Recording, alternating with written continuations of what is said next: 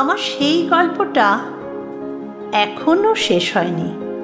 শোনো, পাহাড়টা আগেই বলেছি ভালোবেসেছিল মেঘকে, আর মেঘ কিভাবে শুকনো খটখটে পাহাড়টাকে বানিয়ে তুলেছিল ২৬ বছরের ছোকরা, সে তো আগেই শুনেছ।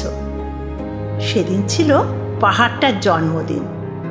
পাহাড় মেঘকে বললে, আজ তুমি লাল শাড়ি পরে আসবে। আর মেঘ পাহাড়কে বললে, আজ তোমায় স্নান করিয়ে দেব চন্দন জলে। ভালোবাসলে নারীরা হয়ে যায় নরম নদী, আর পুরুষেরা জ্বলন্ত কাঠ। সেইভাবেই মেঘ ছিল পাহাড়ের আলিঙ্গনের আগুনে, আর পাহাড় ছিল মেঘের ঢেউ জলে।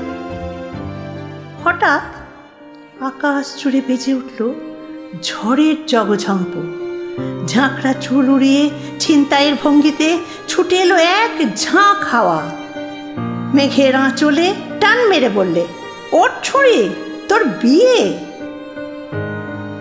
এখনো শেষ হয়নি গল্পটা।